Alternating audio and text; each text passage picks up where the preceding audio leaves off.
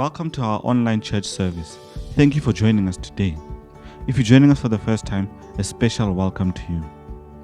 Recently, we've been looking at the topic, or rather, the vision for the year, which is built to last.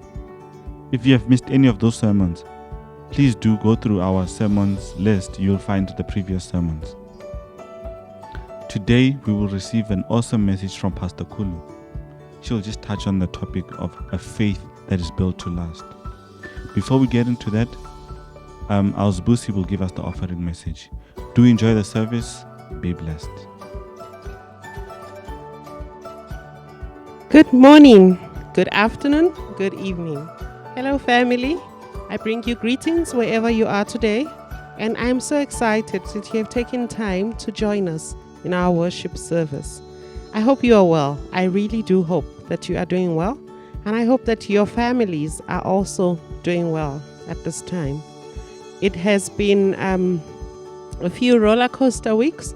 Thankfully, the numbers have declined significantly, and thankfully, we are in sort of like a place of calmness at this time.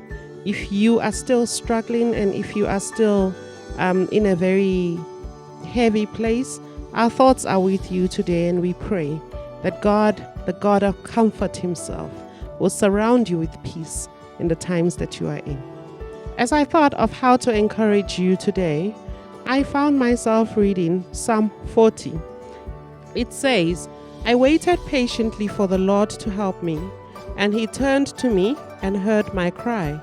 He lifted me out of the pit of despair, out of the mud and the mire.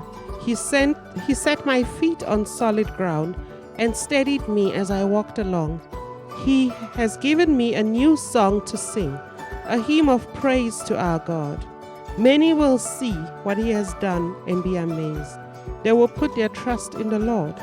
Oh, the joys of those who trust the Lord, who have no confidence in the proud or in those who worship idols. Oh Lord my God, you have performed many wonders for us. Your plans for us are too numerous to list. You have no equal. If I tried to recite all your wonderful deeds, I would never come to the end of them." I encourage you to read the whole chapter, because I do feel that there's so much more than we have time for. Now, as I was reading this scripture, I started to think of how God describes himself as the Alpha and the Omega.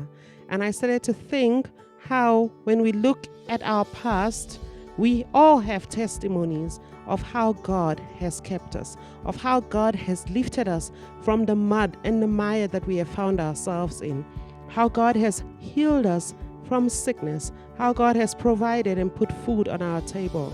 And then when we think of the present, David here says, "You have given me a new song to sing." You know, this is for me a picture of this is what we should be doing right now. We need to sing a new song. And what is our new song based on? Our new song is based on what God has already done for us. Our new song is almost like a chant to say he has saved us, he has saved us. He is still saving us even right now, because if you sing a song like that, it puts hope for today. And don't we all need hope for today? And when we think of the future, the psalmist goes on to say, "Many will see what he has done and be amazed." This shows that we still have hope in what God is still able to do. We still have hope that our future song will still be one of praise. We still have hope that through our testimonies, many people will trust in the Lord. Many people will be drawn to the Lord.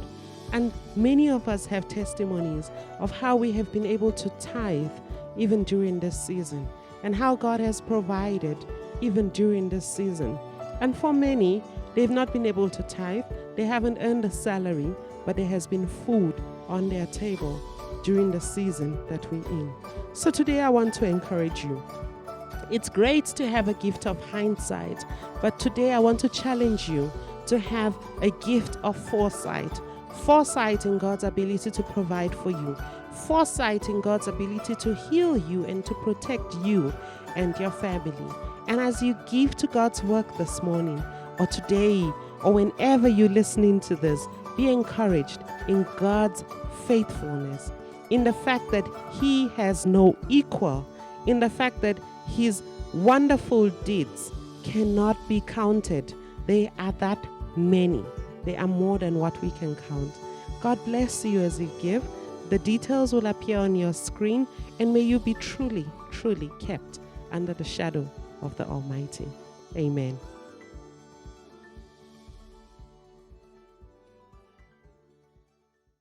Good morning.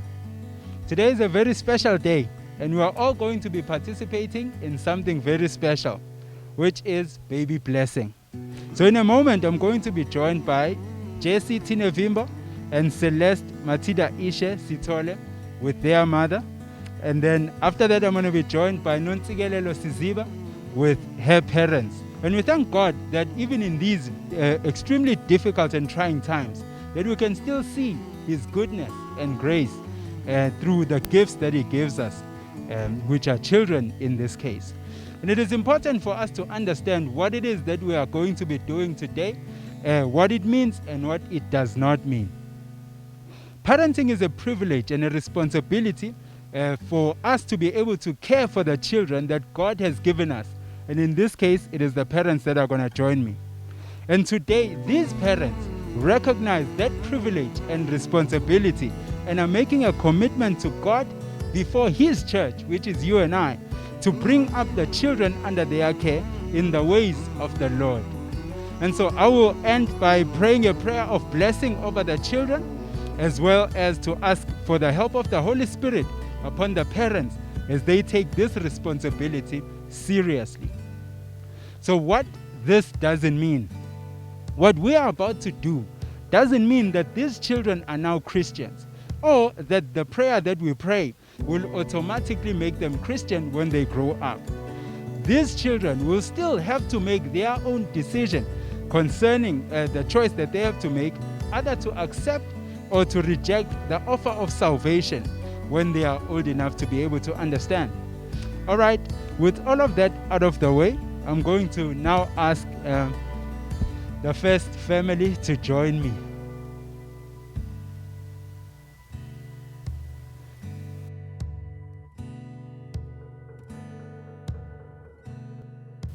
And so they are going to first start by introducing themselves, and then I'm going to ask them some very important questions.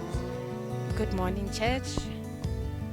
Thank you very much, Pastor, for giving us this opportunity. My name is Priscilla Sitole, mother to Jesse Sitole, Jesse Tinevimbo Sitole, and Celeste Matida Ishe Sitole.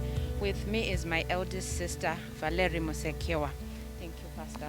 All right. So I'm going to ask you, since you are the parent who is here, some very simple but very important questions. And the first question is, do you recognize your child as the gift of God and give heartfelt thanks to God for His blessings? Yes, I do. Secondly, do you here today dedicate your child to the Lord who gave them to you? Yes, I do.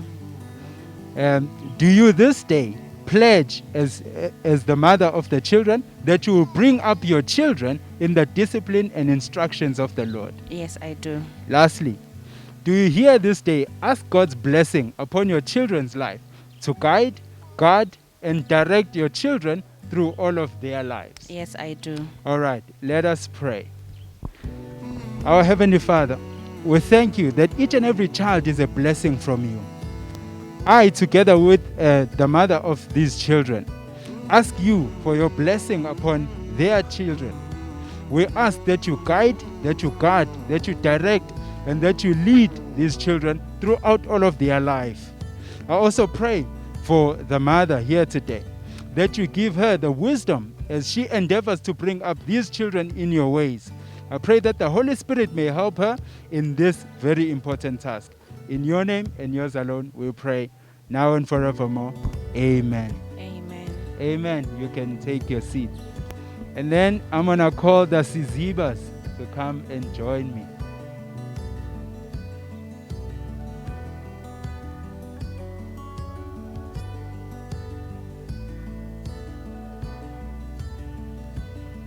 Hi.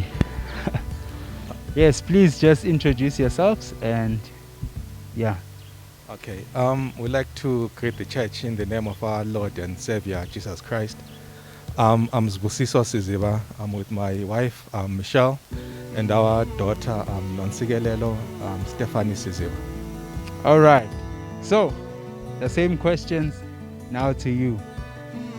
Do you here today recognize this child as the gift of God and give heartfelt thanks to God for his blessings? Yes, we Do you here this day dedicate your child to the Lord who gave her to you? do. Yes, we do. And do you here today pledge as parents that you will bring up your child in the discipline and the instructions of the Lord? Yes, we do.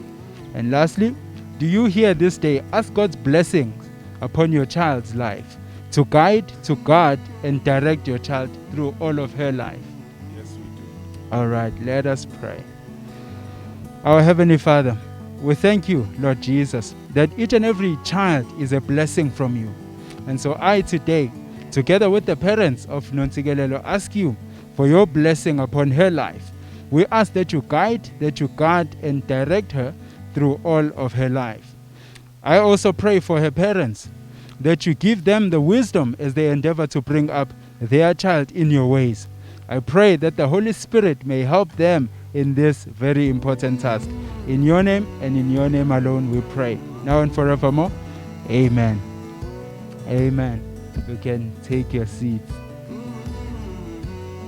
So the other special thing that is happening today is that today, which is Sunday, is the last Sunday that the Sizibas are with us here in Polokwane. So this coming week, they will be relocating together with their family to now go and live in Johannesburg. So it is a little bit of a happy, sad moment because we are happy for them, for the opportunity that is opening up for them in a much bigger city. But it is sad for us, because we are losing friends, we are losing members in our family. But nonetheless, in the greater scheme of things, we understand that this is about them and we are happy for them, and we release them with our blessings, with open arms, that they may go well and that God may continue to bless them as they now move into this next chapter and next season in their lives. Let's just pray for them.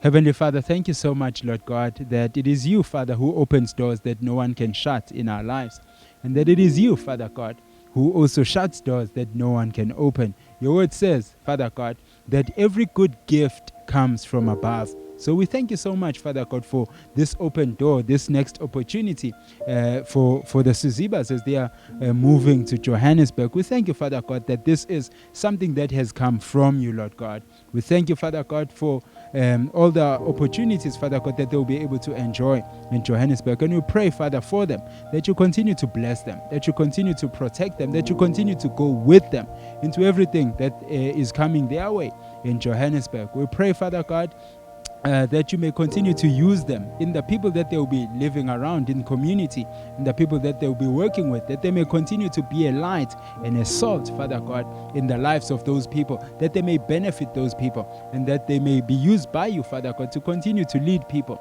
into a living relationship with you. We pray, Father God, that you continue to use them to demonstrate your goodness, to demonstrate your love to people who are far from you and to people that do not know you. We pray for all this in Jesus Christ's mighty name. We thank you, Father God, for the time that we have had with them here, Lord God, that it has been a pleasant time, that they've been a blessing in the life of the church. We pray that as they move as well, that they may continue to be a blessing in whatever church family that you're going to lead them into. In Jesus Christ's mighty name, amen.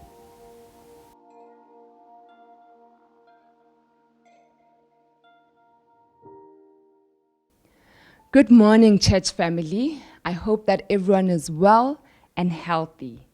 Thank you for allowing us as People's Church to minister into your life once again this morning, wherever that you find yourself watching. We really thank God for technology. We thank God that we are able, to still do church even in this difficult conditions because of technology. You know what? I will be the first to admit that online service cannot be compared to in-person to in-person service.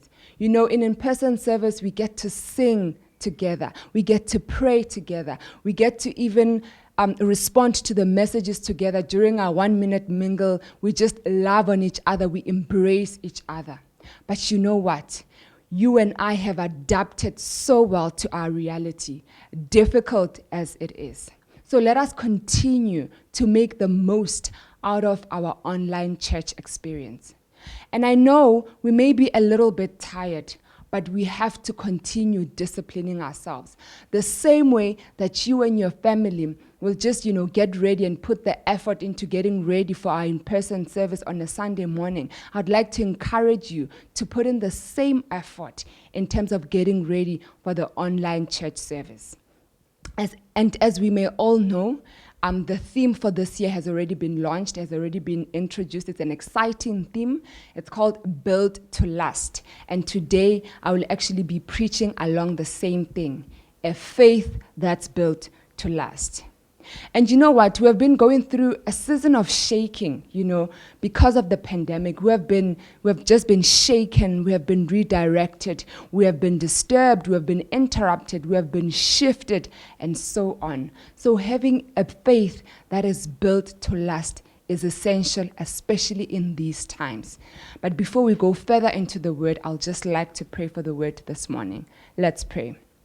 Heavenly Father, thank you so much for your word that is alive and active, oh Heavenly Father. Lord Jesus, thank you for being in our midst this morning, oh Heavenly Father. I pray, Lord Jesus, that you may just continue to minister into our lives, oh Heavenly Father. Everyone that is watching, everyone that is listening, oh Heavenly Father, I pray that your word may be able to meet each and every person where they are, that your word may just be able to meet everyone at their deepest need, Father God. I pray that it may just continue to transform us, that it may continue to change us in our everyday lives, Father God. I pray for all of this in the mighty living name of Jesus Christ, and everyone said, Amen. So this morning, my main scripture will be found in Psalms 92, verse 12, and it reads as follows. The righteous flourish like the palm tree and grow like a cedar in Lebanon. Planted in the house of the Lord, they will flourish in the courts of our God. They will still bear fruit in old age. They will stay fresh and green. Throughout the Old Testament, you hear a lot about palm trees and how they are used as a description for something. And in this portion of scripture that we have just read, a palm tree is used as an imagery to describe believers. And this is because of the kind of species that a palm tree is. And in the verse that we have just read now, it says that the righteous flourish like a palm tree. And righteousness, it's not something that we are naturally born with, no, but rather it is a gift from God to us. In fact, there is nothing that warrants you and I to be called the righteousness of God, but this is a gift that we were freely so given by God. And this is how I like how Paul puts it in 2 Corinthians chapter 5, verses 21. It reads like this. God made him who had no sin to be sin for us, so that in him we might become the righteousness of God. How beautiful is that? That, there was a form of an exchange that happened at the cross, where Jesus took what rightfully belonged to us, what rightfully belonged to you and I, and he took all of that upon himself. He made all of that his, He took the sin, he took the shame, the brutality, the anguish that we were supposed to just enjoy, but he took all of that. He completely took our unrighteousness so that you and I can become righteous today. So you and I are the righteousness of God that flourish like a palm tree. And the word of God tells us that we will flourish, but not only flourish, but we will flourish like palm trees. So I took some time to actually study palm trees, and this made me go back into my biology notes. Since we are being compared, or rather likened to palm trees, I thought it would be good, it would be essential if we just study what this palm tree is, just go a level deeper into understanding what a palm tree is. And if you do your study, you will actually find that a palm tree is a very unique, tree. It's a very peculiar kind of a tree amongst other trees. And one of the things that is well known about this particular tree, which brings me to my first point, is that it can survive harsh conditions. And you know what?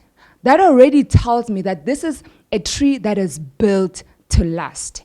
And our righteousness, our faith is likened to that tree.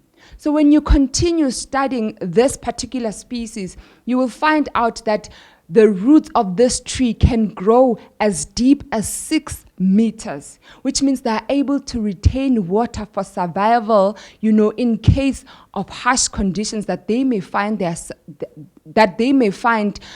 themselves in, and these harsh conditions, they can be extremely hot weather conditions, they can be extremely cold weather conditions, but they still find themselves being able to flourish.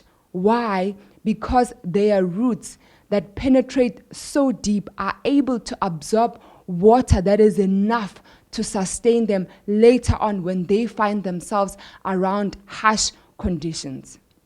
So the palm tree is actually, when you continue studying about it, you learn that it's dependent on its root system in order for it to thrive, in order for it to survive. So the roots are actually what sustains it in the long run, no matter what it goes through in the process. Which is why you find that, there are other trees that are not able to flourish or thrive for that long because they have a shallow root system.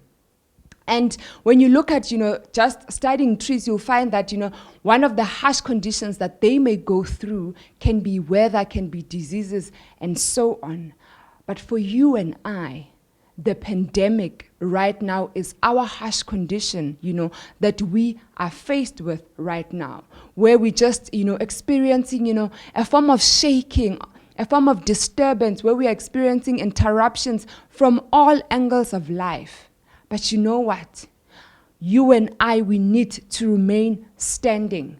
For us, our root system, the one thing that we need to hold on to and depend on, that we ought to depend on to thrive and to flourish in our lives, is just to be disciplined in our private spiritual life.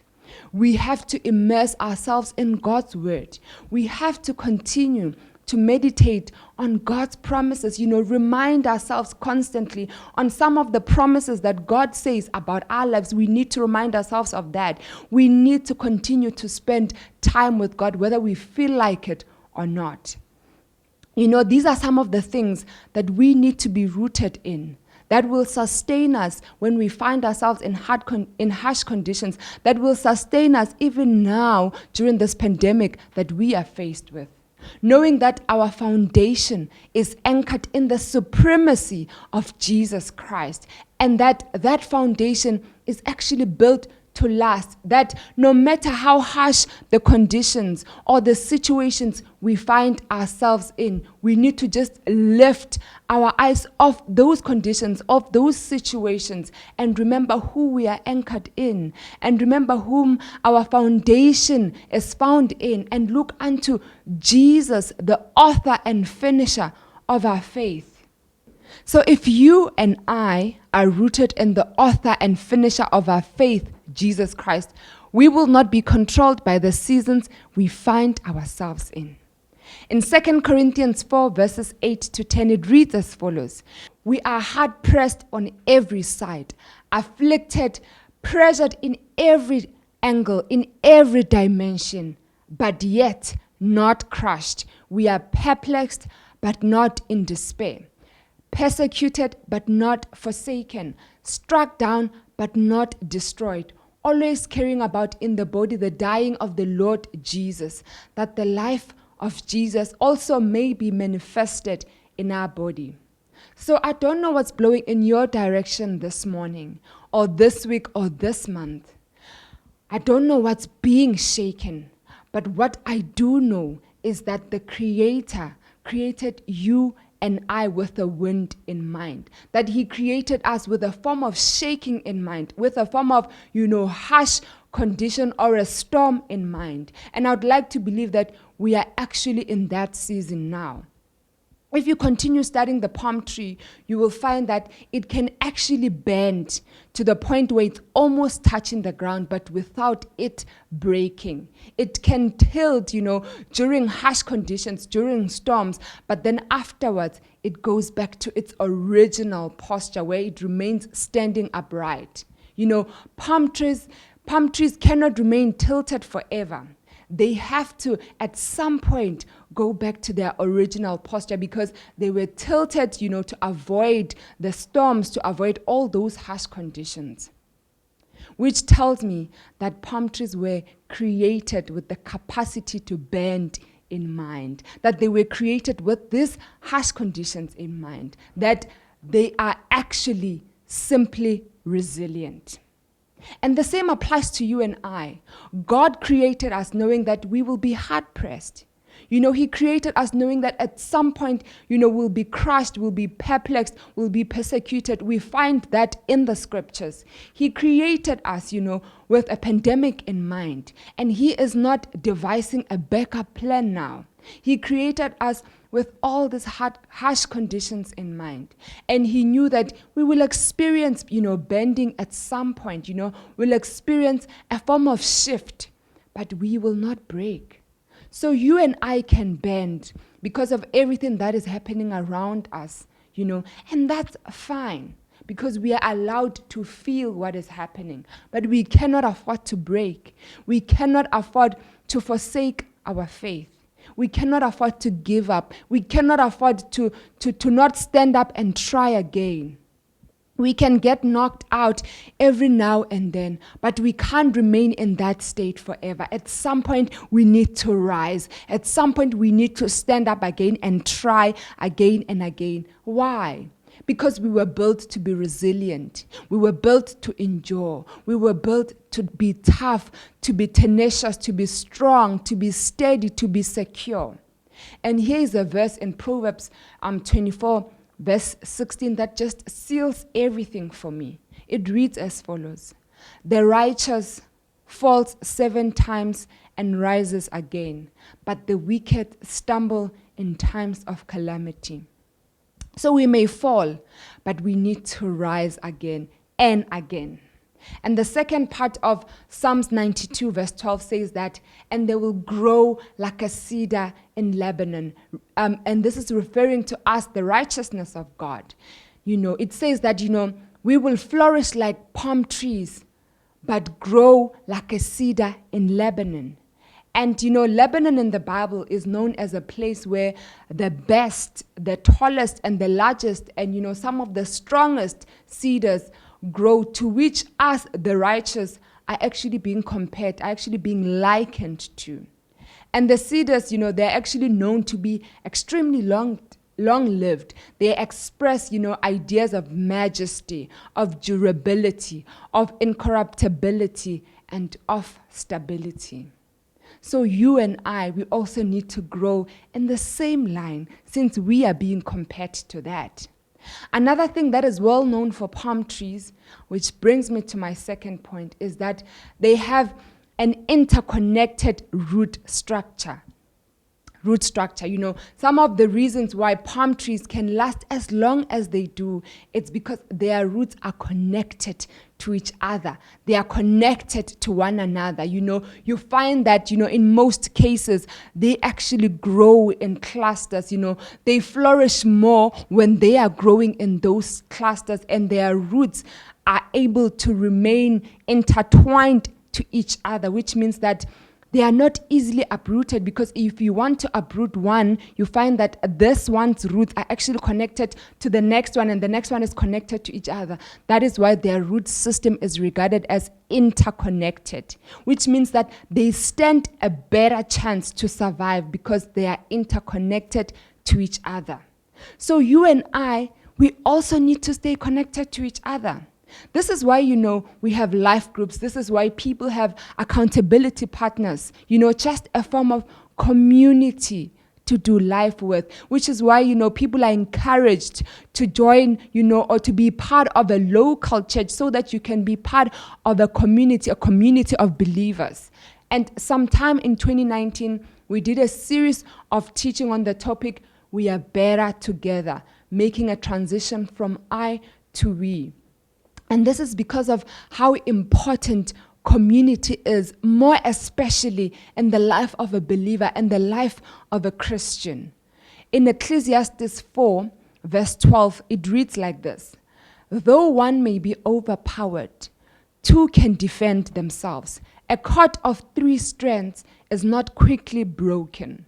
There's so much power. There's so much power in community. There's so much power in coming together and doing life as a community, compared to just doing life alone. As we have read, a cord of 3 strands is not quickly broken, as the word tells us, which is why we are encouraged, to intercede for one another, which is why we are encouraged to stand in the gap for one another. The beautiful thing about doing life with a community is that when you are weak, someone is able to carry you. How beautiful is that? That when you are hurting, someone is able to comfort you. That when you have reached the limit and think that this is it, I don't want to do this anymore, someone is able to hold your hand and walk with you. Someone is able, to say, come, let's do this. I am here for you. I will walk this journey with you. So we need to stay connected to each other. Another thing that we can learn from the roots of the palm tree is to stay connected to God, to stay connected to our main source, God. And in John 15, verses 5 to 6, this is how it reads: abide in me, and I in you. As the branch cannot bear fruit by itself, we cannot bear fruit by ourselves. Unless it abides in the vine, neither can you. Unless you abide in me, I am the vine, you are the branches. Whoever abides in me and I in him bears much fruit. For apart from me, you can do nothing. Church, we are encouraged to remain. We are encouraged to continue. We are encouraged to dwell and to abide in Christ. This is a command to remain in Christ, for our faith to remain in him.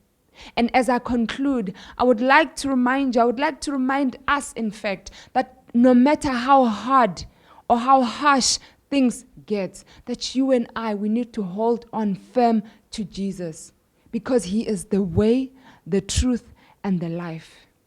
In 1 Peter chapter 1, verses 6 to 7, it reads as follows: in this you rejoice, though now for a little while, if necessary, you have been grieved by various trials, so that the tested genuineness of your faith, more precious than gold that perishes, though it is tested by fire, may be found to result in praise and glory and honor at the revelation of Jesus Christ.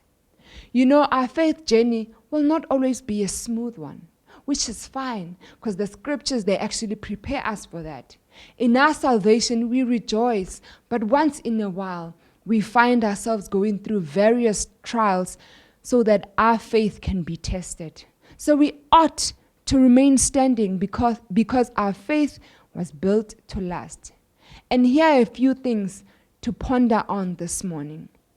And one is to continue to keep our eyes fixed on Jesus Christ. And secondly, do not do life in isolation. I would like to encourage you to connect to other people that will build you, connect to other people that will hold your hand, that will pray and cry with you, connect to people that, you will regard as your accountability partners that will hold you accountable. And at the end of it all, at the end of this journey, this is what you and I need to say. This is how it reads in 2 Timothy chapter 4, verse 7. I have fought the good fight. I have finished the race. And most importantly, I have kept the faith. So, church, remain in the faith.